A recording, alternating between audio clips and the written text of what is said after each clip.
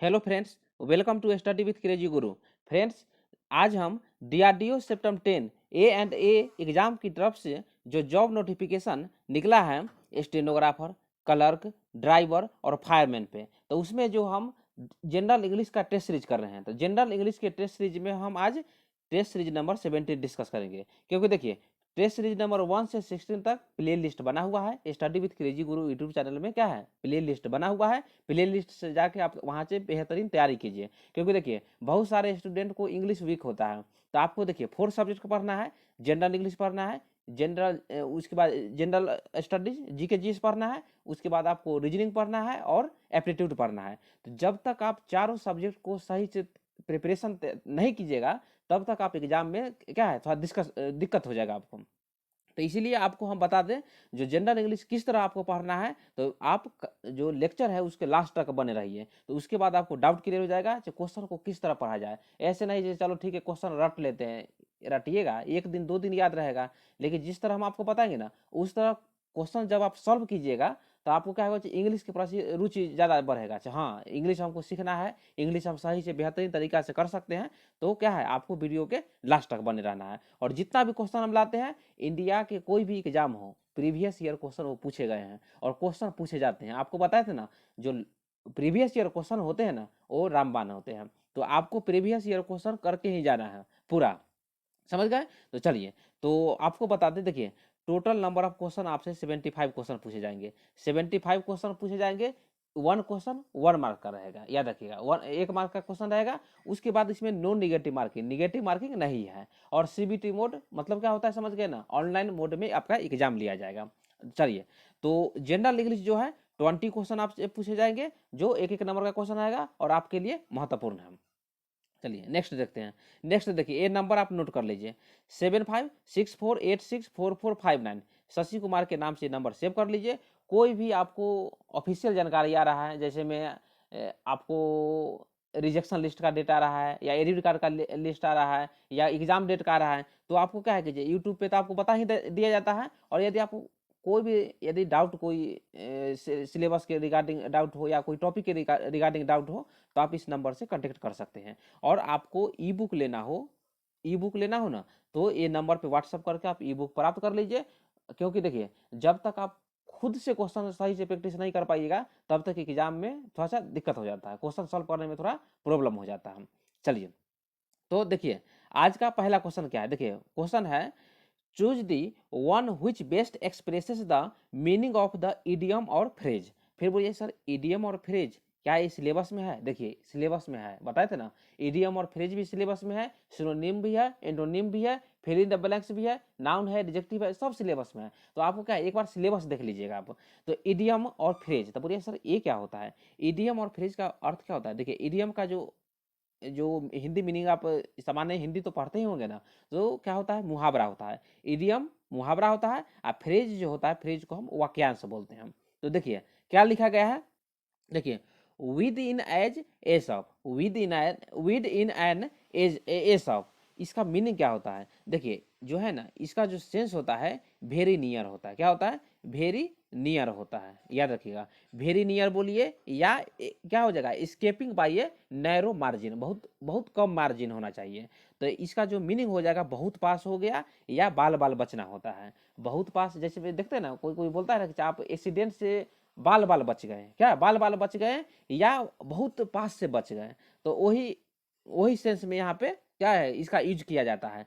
With in an S of, within N S of मतलब बहुत पास या बाल बाल बचना। तो इसका क्या पूछा है? इडियम्स पूछा है, मुहावरा पूछा है। तो देखिए ऑप्शन ए में क्या है, बताइए। ऑप्शन ए में है विद इन वंस रीच, पहुंच के भीतर। तो ये होगा? नहीं होगा, ये गलत है। उसके बाद देखिए वेरी नियर, वेरी नियर मतलब क्या होता है? बहुत निकट, ये नहीं ना, ये नहीं है, बहुत पास है, याद रखिएगा। उसके बाद देखिए, या बाल बाल बचना होता है। उसके बाद देखिए within the heating range, बताइए within the heating range, आप तो समझ गए ना, हीटिंग रेंज से थोड़ा बाहर।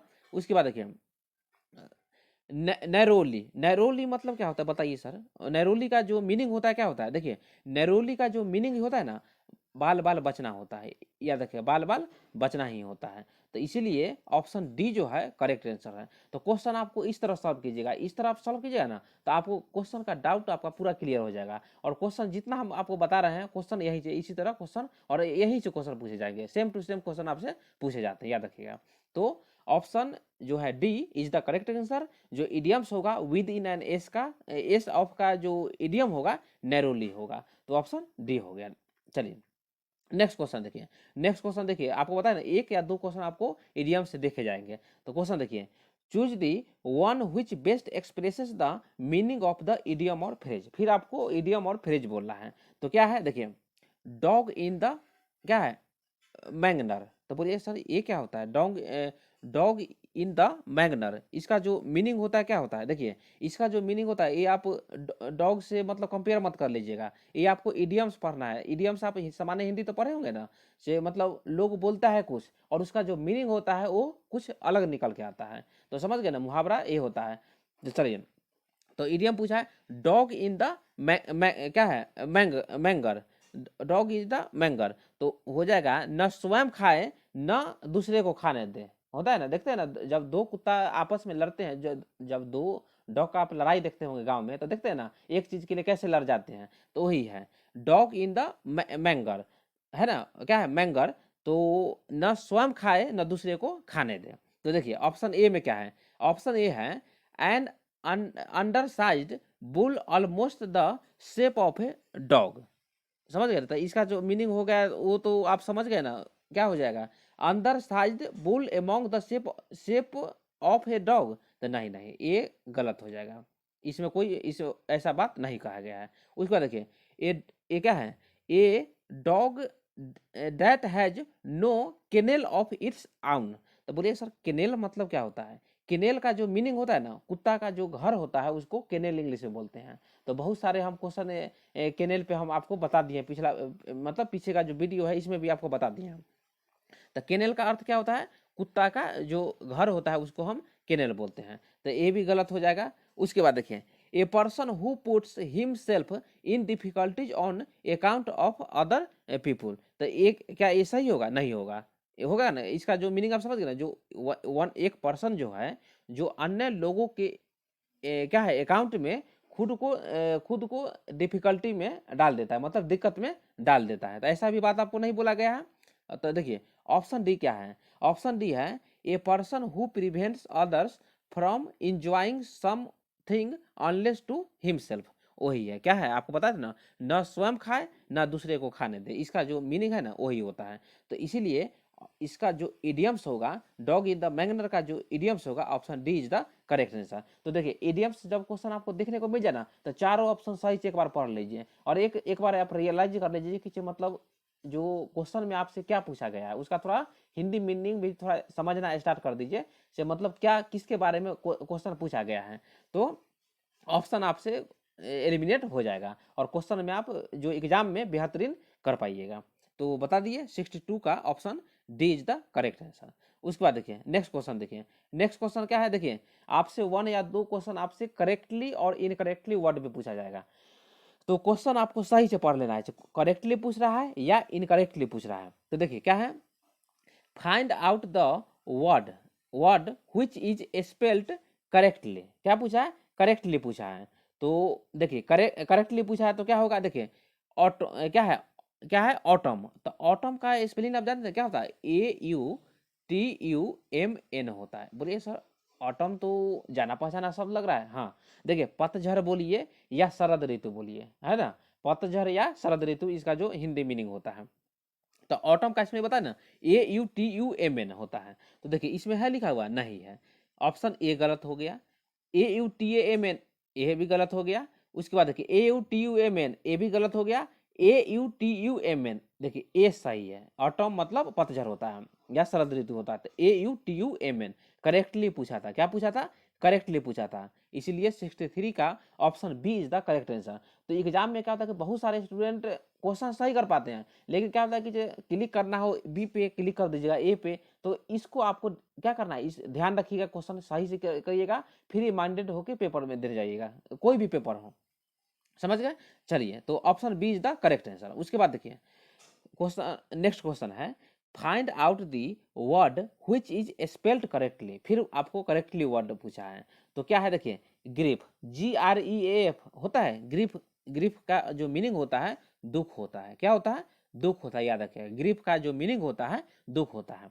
तो देखिए GREAF ये गलत है, GREEF ये भी गलत है, GREAF ये भी गलत है। देखिए GRIEF, बोलिए सर ये तो कहीं देखे हैं। देखिए ग्रीफ का जो मीनिंग होता है ना वो दुख होता है। तो ये जो क्वेश्चन है VVIS, ये जो क्वेश्चन है ग्रीफ वाला क्वेश्चन, वो क्वेश्चन आपको देखने को मिल जाएगा। ग्रीफ का सिनोनिम पूछ देगा आपसे, एंटोनिम भी पूछ देगा, या करेक्टली वर्ड पूछ देगा। तो आपको सही से इसका सिनोनिम देख लीजिए, एंटोनिम देख लीजिए, सब कुछ देख के आप एक पेज पे नोट कर लीजिएगा। किसके बारे में? ग्रीफ के बारे में। चलिए 64 का option B is the correct answer. चलिए नेक्स्ट क्वेश्चन पे आते हैं। नेक्स्ट क्वेश्चन क्या है देखिए, 65 का क्वेश्चन पूछ रहा है, choose one word substitution for every question, है ना, आउट ऑफ द 4 अल्टरनेटिव। देखिए 4 ऑप्शन आपको दिया हुआ है, option A, option B, option C, option D. तो आपसे वन वर्ड सब्स्टिट्यूशन क्वेश्चन आपसे पूछा गया है। जो वर्ड दिया हुआ है उसका जो मीनिंग होता है वो एक वन वर्ड में उसको क्या बोल सकते हैं। तो आपको 1 या 2 क्वेश्चन, मैक्सिमम 2 क्वेश्चन आपको देखने को मिल जाएगा। 20 क्वेश्चन में से आउट ऑफ 20 क्वेश्चन 2 क्वेश्चन आपसे यहाँ से क्वेश्चन पूछे जाएंगे। देखिए क्या है, बिल्डिंग इन विच क्या है, dead bodies are kept for a time. समझ गए ना, वह भवन या वह बिल्डिंग जिसमें कुछ समय के लिए डेड बॉडी को रखा जाता है, क्या बोलते हैं? तो देखिए शवगृह कहते हैं। क्या बोलते हैं? शवगृह। आप तो समझ गए ना, शवगृह। लेकिन 4 ऑप्शन देखे हैं तो बताइएगा सर इसमें तो कंफ्यूज हो गए। जनरल हिंदी रहता तो इसको तो हम सही कर देते हैं, लेकिन जो जनरल इंग्लिश है इसमें तो हमको क्या हो रहा है, डाउट हो रहा है। तो देखिए क्या होता है, देखिए ऑप्शन ए में है क्या, क्या है ऑप्शन ए, क्या है बताइए? ऑप्शन ए जो है मॉर्ट्यूरी। मॉर्ट्यूरी का जो मीनिंग होता है शवगृह होता है। क्या होता है? शवगृह। तो क्वेश्चन आपसे पूछा था ना, जो वह भवन, वह बिल्डिंग जिसमें कुछ समय के लिए जो डेड बॉडी को रखा जाता है, तो उसको क्या बोलते हैं? उसको मॉर्ट्यूरी बोला जाता है, जिसको हिंदी में क्या बोलते हैं? शवगृह कहते हैं। तो बोलिए sir option A is the correct answer. Option A सही है? तो यस, ऑप्शन ए जो है करेक्ट आंसर है। उसके बाद देखिए, बोलिए सर थोड़ा सा इसका भी मीनिंग बता दीजिए। देखिए क्या है बताइए, मोनेस्ट्री, MONASTRY। तो ये करेक्टली वर्ड में एक क्वेश्चन खूब पूछे जाते हैं, तो इसको सही से याद रखना है। Monastery, MONASTERY। मोनेस्ट्री का जो मीनिंग होता है क्या होता है? मठ होता है। क्या होता है? मठ होता है। उसके बाद देखिए, उसके बाद जो ऑप्शन 3 है क्या दिखा है? सैनिटोरियम। सैनिटोरियम का जो मीनिंग होता है ना, आरोग्य आश्रम होता है। क्या होता है? आरोग्य आश्रम होता है। उसके बाद देखिए क्या है? क्रीमेटोरियम। क्रीमेटोरियम का मीनिंग क्या होता है? क्रीमेटोरियम मीन्स होता है शमशान होता है। क्या होता है? शमशान होता है। तो यहाँ आपसे जो क्वेश्चन पूछा गया था वो building in which dead bodies are kept for a time is called mortuary, मतलब option A is the correct answer. तो क्वेश्चन आप इस तरह सॉल्व कीजिएगा। समझ गए ना? चलिए नेक्स्ट क्वेश्चन देखिए। नेक्स्ट क्वेश्चन क्या है? 66 का क्वेश्चन देखिए। 60 जो 6 का क्वेश्चन है, देखिए क्या है, फिर वो भी वन वर्ड सब्स्टिट्यूशन है। Choose one word substitution for every question out of the 4 alternative. आपको फिर option A, option B, option C, option D दिया हुआ है। तो देखिए क्वेश्चन क्या कर रहा है, one who is indifferent to pain and pleasure. तो बोलिए sir pain and pleasure, pleasure, तो इसका जो मीनिंग होता है क्या आता है? जो दर्द और सुख के प्रति उदासीन हो। जो दर्द और सुख के प्रति उदासीन हो। यहाँ लिखा ना इनडिफरेंट का जो मीनिंग इसमें लिया गया है उदासीन होता है। तो उसको आप क्या बोलिएगा बताइए? उसको क्या बोलिएगा आप बताइए? तो उदासीन ही बोलते हैं। तो देखिए 4 ऑप्शन देखिए, 4 ऑप्शन में आपको फिर आपको जब तक इसका जो मीनिंग नहीं समझिएगा क्वेश्चन आपसे सॉल्व नहीं होगा। तो देखिए ऑप्शन ए, ऑप्शन ए क्या है? क्या है बताइए? हरमिट। हरमिट का मीनिंग क्या होता है बताइए? हरमिट का मीनिंग जो होता है एकांतवासी होता है। क्या होता है? एकांतवासी, जो एकांत में रहते हैं। समझ गए ना? जो एकांत में रहते हैं, तो हरमिट मतलब एकांतवासी। उसके बाद देखिए ऑप्शन बी, ऑप्शन बी में है क्या है? ऑब्स्टेमियस।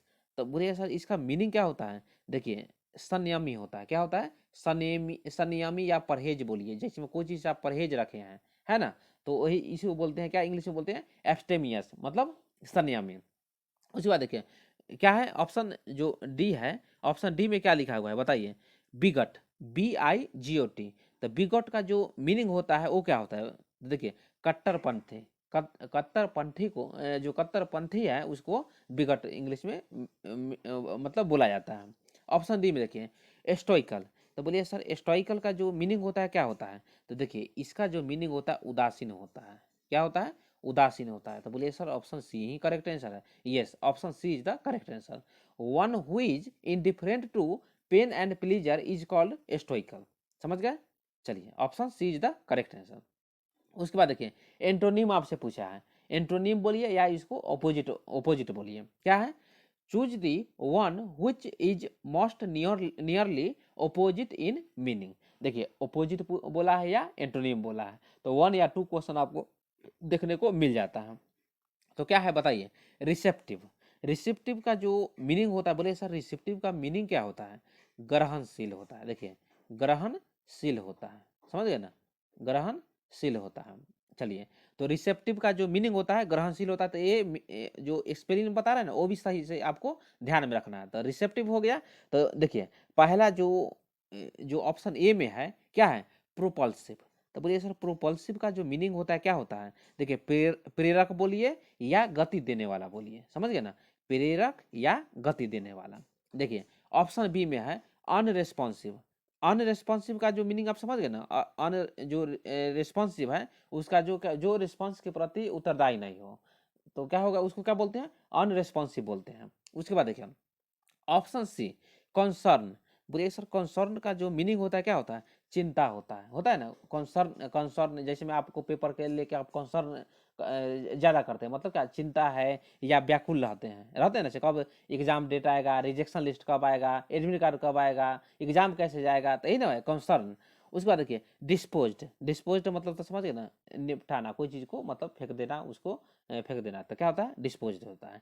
तो आपसे क्वेश्चन पूछा था रिसेप्टिव। रिसेप्टिव का जो मतलब ग्रहणशील होता है, तो इसका जो ओपोजिट होगा, एंटोनिम होगा, अनरेस्पॉन्सिव हो जाएगा। तो option B is the correct answer हो जाएगा। देखिए रिसेप्टिव ग्रहणशील, और इसका जो ओपोजिट आपसे पूछा है, तो ग्रहणशील क्या है? पॉजिटिव सेंस है, और अनरिस्पॉन्सिव जो है निगेटिव सेंस है, याद रखिएगा। तो क्वेश्चन ऐसे भी थोड़ा सा आप माइंड का प्रयोग थोड़ा सा एग्जाम में थोड़ा कीजिएगा, तो क्वेश्चन आपसे सही हो जाएगा। तो 67 का option B is the correct answer.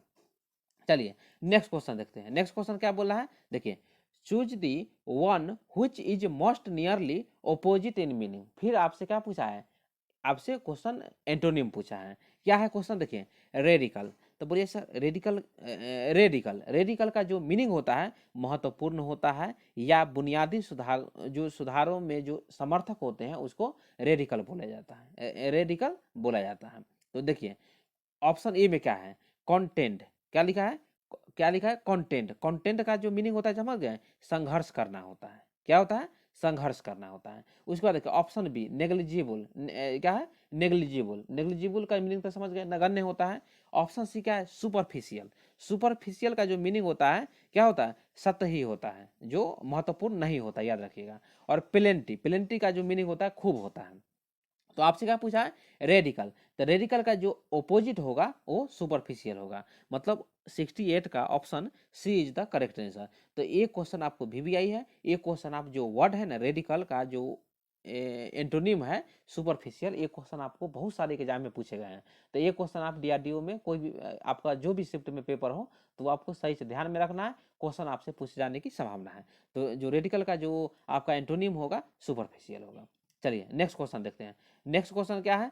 देखिए नेक्स्ट क्वेश्चन आपको यहाँ देखिए फिल इन द ब्लैंक्स है। क्योंकि देखिए fill in the blanks question आपसे एक या दो क्वेश्चन आपसे पूछे जाएंगे, क्योंकि आपको सिलेबस में भी दिया हुआ है फिल इन द ब्लैंक्स, तो इसीलिए हम फिल इन द ब्लैंक्स भी आपके लिए लाते हैं। और जब एग्जाम का डेटा जाएगा ना, तो आपको पैसेज भी ला देंगे, क्योंकि उस समय पैसेज पढ़िएगा ना, तो आपको हम बताएंगे कि पैसेज कैसे आपको सॉल्व करना है। तो क्या है कि आपको पेपर में ज़्यादा दिक्कत जो डिफिकल्टी का सामना नहीं कर पाइएगा, और पेपर अच्छा से आप दे लीजिएगा। ओके, तो पैसेज हम आपको एग्जाम डेट से कुछ दिन पहले से स्टार्ट कर देंगे। देखिए क्या है question? He was fill in the blanks and so was not fill in the blanks. बताइए। तो आप ये चारों ऑप्शन देखिए, जब फोर्थ ऑप्शन देखिए ए बी सी डी, तो जब तक आप इसका मीनिंग नहीं समझिएगा ना, तब तक आप यहाँ पे इसका जो आंसर है वो आप सही से दे नहीं पाइएगा। तो देखिए ऑप्शन ए में क्या है? ऑप्शन ए में है गिल्टी। गिल्टी का मीनिंग क्या होता है? दोषी होता है, समझे? या अपराधी बोलिए या दोषी बोलिए, तो गिल्टी हो गया। उसके बाद देखिए क्या है? प्रोसिक्यूटेड, प्रोसिक्यूटेड का जो मीनिंग होता है वो क्या होता है, महाभियोग चलाना होता है या मुकदमा दायर करना होता है, समझ गए ना। गिल्टी, गिल्टी है, उसके बाद आपको क्या है, गिल्टी के बाद मुकदमा दायर किया गया है। और यहाँ पर देखिए नॉट का सेंस है, देखिए खुद ए निगेटिव है, अपने में खुद ए जो वर्ड है ना दोनों निगेटिव है, और यहाँ पर फिर नॉट का यूज किया है, तो ये तो ऑप्शन ए गलत हो जाएगा ना। तो क्वेश्चन देखिए, क्वेश्चन फ्रेंड देखिए, क्वेश्चन आपको कैसे सॉल्व करना है, आपको हम इस तरह बताते हैं ना, देखिए तो इसी तरह आपको सॉल्व करना है, और माइंड को एग्जाम हॉल में आपको या ई बुक से क्वेश्चन सॉल्व कीजिएगा, तो इस तरह आप दिमाग को चलाते रहिएगा, क्वेश्चन आपसे सही से बन जाएगा। ऑप्शन बी में क्या है, इनोसेंट, इनोसेंट का तो मीनिंग समझ गए, निर्दोष होता है, और एक्यूटेड का मीनिंग जो होता है रिहा करना या मुक्त करना होता है, इतना समझ गए। उसके बाद देखिए डिस्क्रीट, बोलिए सर डिस्क्रीट का मीनिंग क्या होता है, समझदार होता है। और ट्रस्टेड मतलब समझे ना, आप जिस पे भरोसा करते हैं, ट्रस्टेड हो गया, तो ए भी गलत हो जाएगा, ए और डी तो गलत हो गया, बी और सी देख लेते हैं। तो देखिए सी में क्या है, इनोसेंट, इनोसेंट का मीनिंग क्या होता है बताइए, निर्दोष होता है, इनोसेंट का जो मीनिंग होता है निर्दोष होता है। और जो क्या है इंडिक्टेड, इंडिक्टेड का मीनिंग जो होता है ना आरोप लगाना होता है। तो देखिए ऑप्शन सी जो है ना करेक्ट आंसर होगा, बोलिए क्यों। तो देखिए he was innocent and so was not क्या indicted, वह निर्दोष था और इसलिए उसे आरोपित नहीं किया गया था, इसलिए वह उसे आरोपित नहीं किया गया था, क्योंकि वो इनोसेंट था तो उसको फिर आरोपित कैसे कर पाइएगा। इसलिए ऑप्शन सी जो है ना मोस्ट अप्रोप्रिएट इसका आंसर हो जाएगा, समझ गए ना। He was innocent and so was not क्या है इंडिक्टेड, तो वह निर्दोष था और इसलिए उसे आरोपित नहीं किया गया था, option C is the correct answer. देखिए नेक्स्ट क्वेश्चन, देखिए आज का लास्ट क्वेश्चन है, देखिए fill in the blanks are, फिर फिल इन द ब्लैंक्स है पीपुल है। तो देखिए फिर आपको ऑप्शन, आपको चारों का आंसर आपको समझना जरूरी है, उसके बाद आप क्वेश्चन को सही से सॉल्व कर पाइएगा। क्या है ऑप्शन ए में, क्या है बताइए, ऑप्शन ए में है फिलन क्या है फिलनथ्रोपिस्टस है, जो इसका मीनिंग क्या होता है बताइए, इसका जो मीनिंग होता है परोपकारी होता है, क्या होता है परोपकारी होता है। उसके बाद देखिए क्या है, यहाँ पे है कंटेम्प्टुअस, कंटेम्प्टुअस का जो मीनिंग होता है तिरस्कार पूर्ण होता है, क्या होता है तिरस्कार पूर्ण होता है, तो इतना समझ गए। उसके बाद देखिए ऑप्शन सी में क्या है, ऑप्शन सी में दिया हुआ है क्या है सिनिक्स है, क्या है CYNICX, तो ये भी आप याद रखिएगा। सिनिक्स का जो मीनिंग होता है ना वो होता है निंदक या निंदा करना, और क्या है अल्ट्रिस्टिक, अल्ट्रिस्टिक का जो मीनिंग होता है ना उसका होता है परोपकार ही होता है। उसके बाद देखिए ऑप्शन डी में है पेसिमिस्ट, तो पेसिमिस्ट का जो मीनिंग होता है निराशावादी होता है। और वोलेटाइल, वोलेटाइल का जो मीनिंग होता है परिवर्तनशील होता है। तो ये आपको याद रखना है वोलेटाइल, वोलेटाइल का सिनोनिम और इंटोनिम आप एक पेपर पे आप लिख लीजिए, क्योंकि क्वेश्चन यहाँ से पूछे जाते हैं, समझ गए। उसके बाद देखिए आपको कौन सा ऑप्शन नहीं बताए थे, ऑप्शन बी नहीं बताए थे, तो ऑप्शन बी में क्या है देखिए, क्या है बताइए सिकोफेंट्स है, सिकोफेंट्स, सिकोफेंट्स का जो मीनिंग होता है ना चापलूस होता है, क्या होता है चापलूस होता है। उसके बाद देखिए कंटेम्प्टिबल, कंटेम्प्टिबल का जो मीनिंग होता है बताइए सर, कंटेम्प्टिबल का मीनिंग क्या होता है, तो घिनौना होता है या उसको नीच बोलिए, क्या बोलिएगा नीच बोलिएगा। तो देखिए यहाँ पे जो ऑप्शन बी जो है ना करेक्ट आंसर होगा, ऑप्शन बी को आप यदि यहाँ पे यूज कीजिएगा तो क्या है देखिए क्या है सिकोफेंट्स आर कंटेम्प्टिबल पीपुल, चापलूस जो चापलूस लोग जो होते हैं नीच होते हैं, चापलूस लोग नीच होते हैं। तो आपको क्या है ऐसा क्वेश्चन को सॉल्व करना है।